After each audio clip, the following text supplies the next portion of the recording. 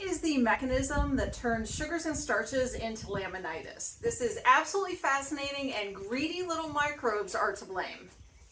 Let's first talk about the instances where a horse might accidentally overeat, like they've gotten into the hay area, or they've busted into the feed room, or they're out on really lush spring grass and they just can't help themselves. Normally, sugars and starches are processed in the small intestine, but in large enough volumes, it moves so quickly through the digestive system that a lot of those sugars and starches land in the hindgut, which is where fermentation happens. Now, there's two different kinds of microbes, generally speaking, that live in that hindgut area. One are these sugar eaters, and the other are the fiber eaters. Now, when the sugar eaters receive this huge shipment of their most favorite food, they're going to go into like a fugue state and eat all of it really, really quickly. But that also gives them a case of, the upset stomach.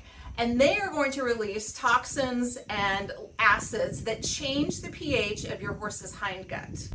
Now, that change in pH will tell some of the other microbes, like the forage eating ones, that they're not welcome anymore, and those are going to get killed off. So what you have now is you have a change in the horse's hindgut pH, you have a bunch of endotoxins floating around, and you have a bunch of dead bacteria floating around.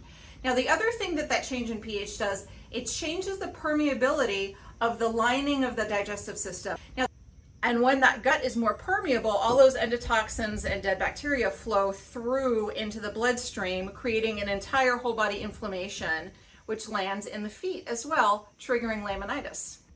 And now, in the case of a horse that is metabolically challenged because they have insulin resistance and equine metabolic syndrome, or Cushing's, also known as PPID, their insulin levels are already going to be higher because of that disease process.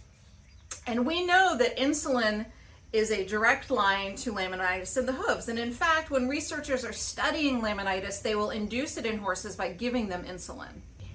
At the end of the day, it's important to know what your horse's metabolic status is. Can they properly process glucose and insulin? Are they at higher risk? Do you need to mitigate their risk with using grazing muzzles and strategic turnout times, and also making sure their overall diet has an NSC value of less than about 10 to 12%? Your vet can help you determine what tests are appropriate for your horse and help you come up with lifestyle changes that mitigates that risk for them.